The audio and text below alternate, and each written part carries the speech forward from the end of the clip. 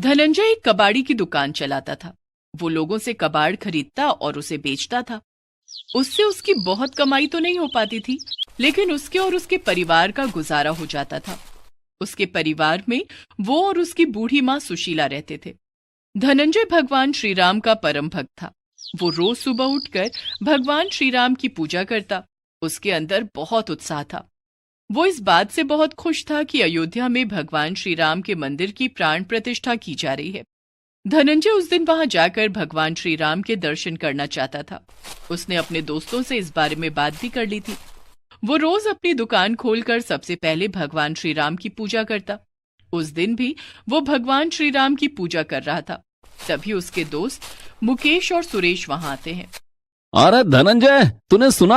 अयोध्या में भगवान श्री राम के मंदिर की प्राण प्रतिष्ठा की जा रही है।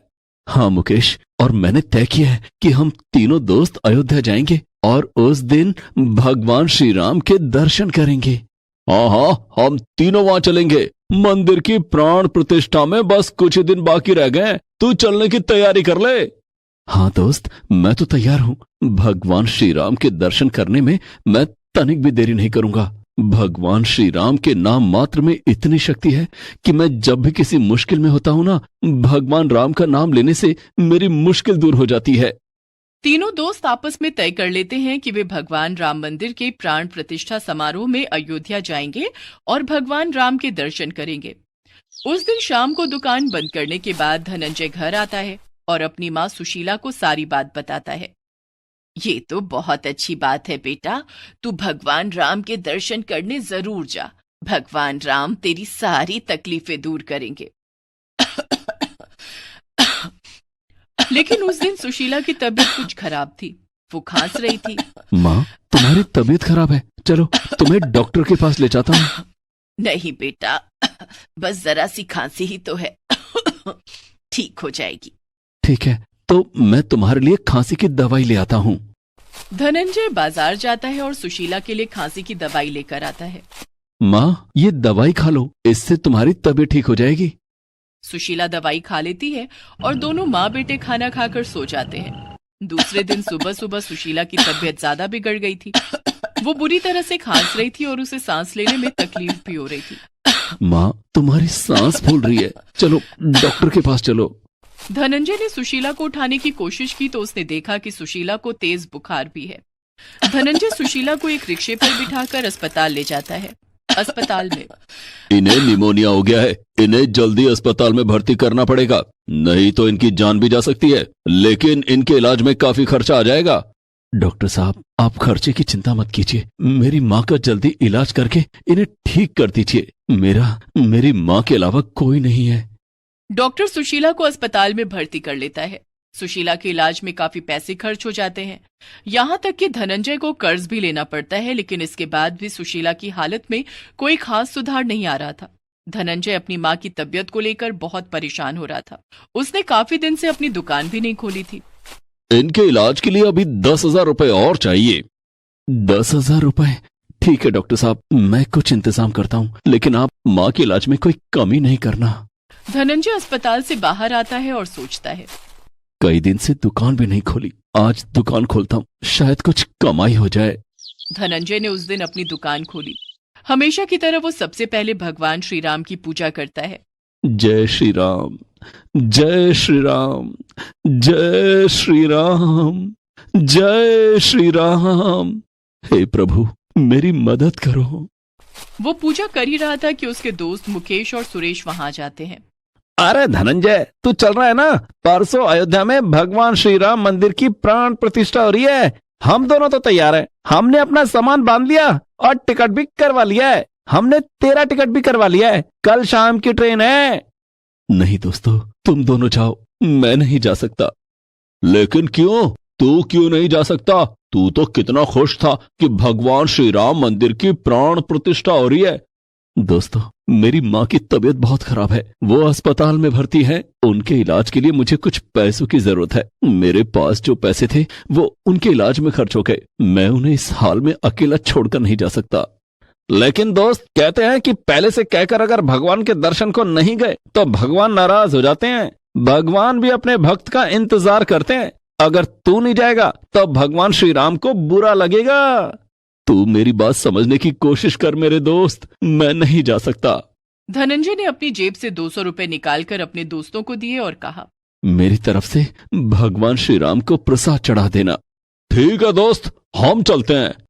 धनंजय अपनी दुकान में बैठा ग्राहकों का इंतजार करने लगा। तभी उसके पास एक युवक आता है। भैया ये पंखा ठीक हो जाएगा क्या? अभी देखता हूँ साहब। धनंजय ये सोचकर खुश हो जाता है कि पंखा ठीक करने पर उसे कुछ पैसे मिल जाएंगे जो उसकी माँ के इलाज में काम आएंगे। भैया ये पंखा मेरे दादाजी का है, आप एक काम करो, ये पंखा आप रख लो और इसके बदले में आप मुझे पैसे दे दो। नहीं साहब, आप थोड़ी देर तो रुको, मैं इसे अभी ठीक कर दूंगा। नहीं भैया, आप इसके बदले में मुझे पैसे दे दो। धनंजय ने देखा कि उसके पास आखिरी 200 का नोट बचा था। साहब मेरे पास तो सिर्फ 200 रुपए हैं। कोई बात नहीं, आप मुझे 200 रुपए ही दे दो। धनंजय ने ना चाहते हुए भी वो 200 का नोट ग्राहक को दे दिया। ग्राहक पैसे लेकर चला गया। उसके जाने के बाद धनंजय ने उस पंखे को खोला। उसके तो होश ही उड़ गए। पंखे के अंदर से ढेर सारे सोने के गहने निकलने लगे। धनंजय ने उन गहनों को अपने पास रख लिया और उस ग्राहक की खोज में निकल गया। पता नहीं वो कौन था, ये गहने उसके दादाजी के हैं। इन गहनों को उसे वापस करना होगा। धनंजय उस ग्राहक को काफी ढूंढता है, लेकिन ग्राहक उसकी आंखों से ओझल हो जाता है। उसे ढूंढता हुआ धनंजय एक मंदिर में पहुंच जाता है जहां भगवान श्री राम की आरती हो रही थी। धनंजय समझ जाता है कि वो ग्राहक कोई और नहीं बल्कि स्वयं भगवान श्री राम थे जो उसकी मदद करने आए थे। प्रभु मेरे श्री राम, मैं समझ गया, वो आप ही थे। आपने मेरी मदद की, आपका बहुत बहुत धन्यवाद प्रभु। धनंजय उसी समय सुनार की दुकान पर जाता है और उन गहनों को बेच देता है, जिसके बदले में उसे ढेर सारे पैसे मिलते हैं। वो उन पैसों को लेकर अस्पताल जाता है। डॉक्टर साहब ये पैसे रख लीजिए, मेरी माँ के इलाज के लिए लाया हूँ। अब आपकी माँ की तबीयत में काफी सुधार आ गया है, आप उन्हें घर ले जा सकते हैं। धनंजय मन ही मन कहता है, ये सब प्रभु श्री राम की लीला है। धनंजय सुशीला को लेकर घर आ जाता है। धनंजय बेटा, तू भगवान श्री राम के प्राण प्रतिष्ठा समारोह में अयोध्या जाने वाला था ना? हाँ माँ, लेकिन अभी तेरी तबीयत ठीक नहीं है, ऐसे में तुझे अकेला छोड़कर नहीं जा सकता। बेटा मेरी तबीयत अब ठीक है, तू कल की टिकट करवा ले और मेरा भी टिकट करवा ले। भगवान श्री राम के दर्शन करने मैं भी चलूंगी। लेकिन माँ तुझे भी आराम की जरूरत है। बेटे मैं बिल्कुल ठीक हूँ और बाकी बची तबीयत भगवान श्री राम के दर्शन करके ठीक हो जाएगी। ठीक है माँ। दूसरे दिन धनंजय अयोध्या जाने के लिए टिकट करवा लेता है और अपने दोस्तों को फोन करके बताता है कि वो भी अयोध्या आ रहा है। हेलो मुकेश, मैं भी अयोध्या आ रहा हूँ। माँ की तबीयत ठीक हो गई है, माँ भी साथ में आ रही है। ये तो बहुत अच्छी बात है, मिलते हैं फिर अयोध्या में। शाम की ट्रेन से धनंजय अपनी माँ सुशीला के साथ अयोध्या आ जाता है। वहां सुरेश और मुकेश पहले से उन दोनों का इंतजार कर रहे थे। अगले दिन राम मंदिर में प्रभु श्री राम की प्राण प्रतिष्ठा समारोह था। चारों मिलकर समारोह में जाते हैं और प्रभु श्री राम के प्राण प्रतिष्ठा समारोह में भाग लेते हैं। वे सभी प्रभु श्री राम के दर्शन करते हैं। प्रभु श्री राम के दर्शन मात्र से सुशीला की तबीयत पूरी तरह से ठीक हो जाती है। धनंजय ने सुशीला को और अपने दोस्तों को बताया कि कैसे प्रभु श्री राम एक साधारण ग्राहक के वेश में उसकी दुकान पर आए और उसकी मदद की। आज मैं प्रभु श्री राम की वजह से ही यहाँ आ पाया हूँ। उन्होंने माँ का इलाज कराने में मेरी मदद की और मैं यहाँ आ सका। बेटे, जिस तरह से प्रभु श्री राम ने तेरी मदद की है, उसी तरह से सबकी मदद करे। जय श्री राम, जय श्री राम। सभी एक साथ कहते हैं, जय श्री राम। गरीब की दुर्गा भक्ति। जय अम्बे गौरी मैया, जय श्यामा गौरी। तुमको निश दिन ध्यावत हरि ब्रह्मा शिव जी। ओम जय अम्बे गौरी। अरे भोला, रुक बेटा, ले ये माता रानी का प्रसाद खा के जा। ले हाथ आगे कर। ओहो माँ, पहले ही देर हो रही है, लाओ जल्दी। जल्दी का काम शैतान का होता है बेटा, आराम से जा। आराम से तो बस आप ही रह सकती हो माँ जी। ये आराम से बैठ गए तो घर कैसे चलेगा। जाओ जी, जल्दी जाओ आप। माँ जी के पास तो कोई काम है नहीं, सारा दिन माता रानी के सामने घंटी बजाने के सिवाय। भोला अपने खेत के लिए निकल जाता है। ना तो उसने मीना को उसके व्यवहार के लिए टोका और ना ही मंगला उसे कुछ कह सकी। दरअसल मंगला की बहू मीना बहुत ही तेज तर्रार थी, साथ ही लालची और मतलबी भी। वो मंगला से कभी भी सीधे मुंह बात नहीं करती थी। भोला भी उसी के रंग में रंग चुका था। दूसरी तरफ मंगला सारा दिन बस मां दुर्गा की भक्ति में ही लीन रहती थी। उसे दुनियादारी से कोई मतलब ही नहीं था। ना उसे मीना से कोई उम्मीद थी और ना ही भोला से। उसे तो बस अपनी माता रानी का साथ ही चाहिए था जो उसके पास था। माते, ये मंगला आपकी परम भक्त है, लेकिन इसकी ये बहू इसे कितना प्रताड़ित करती है। ना तो उसे ठीक से खाने को देती है और ना ही पहनने को। इसका बेटा भी इसकी परवाह नहीं करता। माते, आपको नहीं लगता कि मंगला को आपकी मदद की आवश्यकता है? शेरा, आवश्यकता तो हर मनुष्य को हर समय होती है, लेकिन उसे पूरा कैसे करना है ये तो मनुष्य के अपने हाथ में ही होता है। विधि के विधान में सभी का भाग्य लिखित है। थोड़ा धीरज रखो। जैसे मंगला के मन में मां दुर्गा बसी हुई थी, ठीक वैसे ही मां दुर्गा भी मंगला से बहुत प्रेम करती थी। लेकिन फिर भी अभी मंगला को बहुत कुछ सहना था। मीना बेटी, कल से नवरात्रे शुरू हो रहे हैं, तो माता रानी की पूजा का सामान चाहिए था और मेरे व्रत भी होंगे तो। माँ जी, देखिए, आपको व्रत रखने हैं तो शौक से रखिए, लेकिन एक बात साफ साफ सुन लीजिए। आपके लिए फल, मेवा और ये पूजा का इतना महंगा सामान लाने के लिए पैसे नहीं है हमारे पास। सब कुछ तो आपके सामने ही है। पता नहीं फिर भी आपको कुछ दिखता क्यों नहीं। ले दे के एक खेती तो है हमारे पास। बड़ी मुश्किल से इस बार चने की फसल कुछ ठीक ठाक हुई है, वो भी अभी पूरी तरह से तैयार नहीं है। अब आप ही बताइए कि पहले घर के जरूरी खर्च देखें या आपके ये सब नाटक। इतना कहकर मीना वहां से चली गई। मंगला ने बड़ी उम्मीद भरी नजरों से भोला की तरफ देखा, लेकिन भोला ने भी उसकी उम्मीदों को पल भर में तोड़ दिया। माँ, मीना ठीक ही तो कह रही है। वैसे भी तुम्हारा हर दिन तो माता रानी के नाम से ही शुरू होता है और उन्हीं के नाम के साथ खत्म भी होता है। तो फिर ये नवरात्रि पर व्रत रखने से क्या खास हो जाएगा? खामखा तुम्हारी तबीयत बिगड़ जाएगी और फिर डॉक्टर की फीस और दवाइयों पर फालतू खर्च, ये सब बड़ा भारी पड़ जाएगा माँ। मंगला फिर कुछ न कह सकी, लेकिन वो उदास जरूर थी। उसने तो सोचा था कि इस नवरात्रि पर वो माता रानी का नया मंदिर बनवाएगी, लेकिन यहां तो पूजा का सामान ही नहीं आ पा रहा था। वो उदास होकर माता रानी के सामने गई और हाथ जोड़कर बोली, मां, मेरे बच्चों को क्षमा करना। ये नादान है, पर मैं जानती हूं कि आप अपने इस भक्त की मदद जरूर करेंगी। इतना कहकर मंगला रोने लगी। दूसरी तरफ मीना के दिमाग में नई खिचड़ी पकने लगी थी। सुनो जी, मैं क्या बोल रही थी, अपने खेत की फसल बस तैयार ही होने वाली है, तो किसी को तो उसकी रखवाली करनी ही होगी। हाँ, तो मैं रहता तो हूं सारा दिन खेत में। देखा, भूल गए ना, कल हम दोनों को मेरे मायके चलना है पूरे 1 हफ्ते के लिए।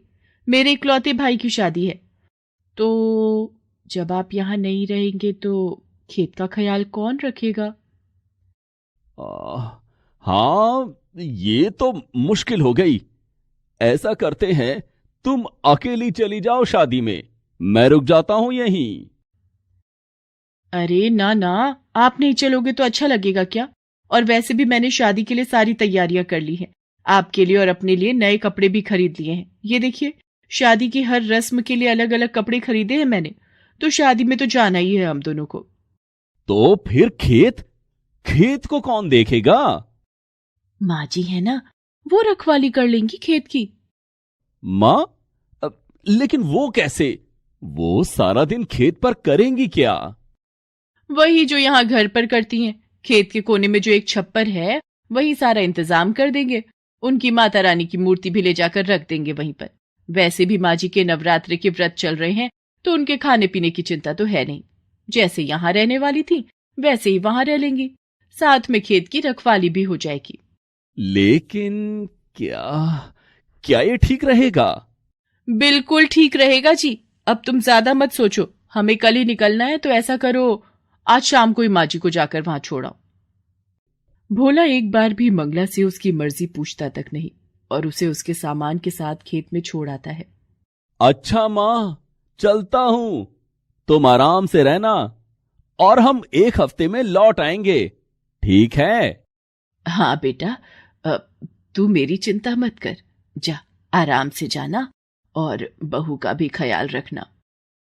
मंगला जानती थी कि अब उसे अपनी आगे की जिंदगी उसी छप्पर के नीचे बितानी थी, क्योंकि वो मीना के लिए सिर्फ एक बोझ थी जिसे उसने खेत की रखवाली के बहाने उतार दिया था।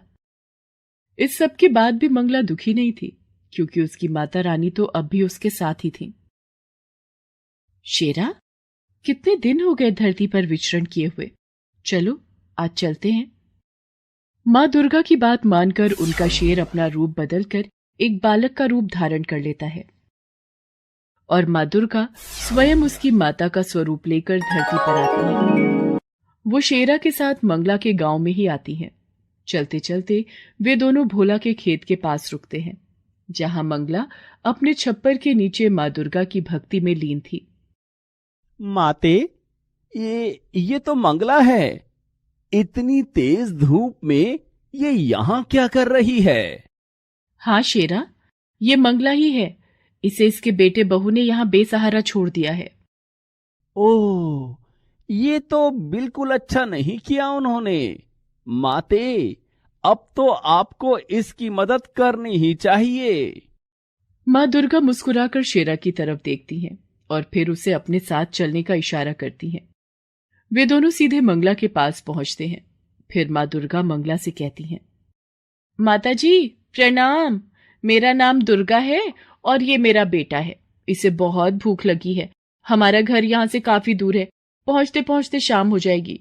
अगर आपकी आज्ञा हो तो क्या हम आपके खेत से कुछ चने ले सकते हैं? बस मेरे बच्चे का पेट भर जाए, इतने ही लेंगे, आपकी बड़ी कृपा होगी। नहीं, तुम नहीं ले सकते। क्या कहा? हम नहीं ले सकते? लेकिन मुझे बहुत भूख लगी है, बस थोड़े से दे दीजिए ना। बेटा, कच्चे चने ले भी लोगे तो भला उन्हें खाओगे कैसे? तुम दोनों यहीं रुको, मैं खुद जाकर चने लाती हूँ और फिर अपने चूल्हे पर उन्हें भूनकर तुम्हें देती हूँ, फिर देखना क्या स्वाद आता है। मंगला उन दोनों को वहीं बिठाकर खुद चने लेने के लिए खेत में चली जाती है और अपनी झोली में ढेर सारे चने लेकर वापस लौटती है। आप रहने दीजिए, अब इन्हें भूनिए मत, मेरा बेटा ऐसे ही खा लेगा। कमाल करती हो बेटी, ऐसे कैसे खा लेगा कच्चे चने? मैंने कहा ना, तुम बस कुछ देर रुको। बेटी, मुझ बुढ़िया के पास और तो कुछ है नहीं, बस जो कर सकती हूँ वो तो करने दो, मुझे अच्छा लगेगा। वैसे भी माता रानी के नवरात्रे चल रहे हैं और पता नहीं मैं कंजक पूजन कर भी पाऊंगी या नहीं। इस प्यारे से बच्चे और तुम्हें चने खिलाकर ही संतोष लेने दो मुझे। इसके बाद मंगला बड़े ही प्यार से अपने चूल्हे पर उन चनों को खूब अच्छे से भूनती है और फिर माँ दुर्गा और शेरा को खिलाती है। इसके बाद, धन्यवाद माता जी, आपके चनों का स्वाद मैं कभी नहीं भूलूंगी। इसके साथ ही माँ दुर्गा शेरा के साथ वहां से जाने लगती है। तभी शेरा उनसे कहता है, माता, मैं जानता हूं कि ये सब मंगला की एक परीक्षा थी और जहां तक मैं समझता हूं मंगला इस परीक्षा में खरी भी उतरी है, तो क्या उसे कोई इनाम नहीं मिलना चाहिए? माँ दुर्गा एक बार फिर शेरा की तरफ देखकर मुस्कुराती हैं और फिर वो मंगला की तरफ अपना हाथ उठाती हैं। उनके आशीर्वाद से निकले प्रकाश से मंगला पूरी की पूरी सोने की बन जाती है। हालांकि वो एक मूर्ति नहीं थी, लेकिन अब सोने की एक चलती फिरती इंसान थी। और सबसे खास बात तो ये थी कि खुद मंगला को इस बात का एहसास नहीं था। इसके बाद मंगला को जिस किसी ने भी देखा वो अचंभे में पड़ गया। अब तो सारा गांव ही मंगला को अपने साथ रखने को तैयार था, यहां तक कि मीना भी। माँ जी, चलिए घर चलिए हमारे साथ, अब आपको यहाँ रहने की कोई जरूरत नहीं, मैं आपकी खूब सेवा करूंगी। नहीं बहू, तुम्हें परेशान होने की जरूरत नहीं है। अब तो पूरा गांव मुझे रखने को तैयार है। अरे ऐसे कैसे? आप किसी के भी साथ चली जाएंगी? माँ जी, हम आपके सगे हैं, हमसे ज्यादा प्यार आपको कौन करेगा भला? और वैसे भी माँ जी, सबको आपसे बस सोना चाहिए, आपकी तो यहाँ किसी को नहीं पड़ी। हाँ बहू, तुम्हारी ये बात तो बिल्कुल सच है। इसीलिए मैंने तय किया है कि मैं किसी के साथ नहीं जाऊंगी, अपनी माता रानी के साथ यहीं रहूंगी हमेशा। नहीं माँ जी, मैंने कहा ना, आप मेरे साथ चलिए, अपने घर चलिए। हम आपके लिए माता रानी का बहुत बड़ा मंदिर बनवा कर देंगे। आप सारा दिन माता रानी की पूजा करना। और अब से हर नवरात्रि हम माता रानी के नाम से जागरण भी करवाएंगे। नहीं बहू, अब इस सब की जरूरत नहीं है। इतना कहकर मंगला माता रानी के चरणों में अपना सिर रखती है और अगले ही क्षण वो अपने प्राण त्याग देती है। ऐसा लग रहा था मानो उसने माता रानी के चरणों में ही मोक्ष को प्राप्त कर लिया था। मंगला को जो चाहिए था वो उसे मिल गया था, लेकिन मीना को नहीं, क्योंकि ना तो अब मंगला सोने की थी और ना ही मीना के किसी काम की।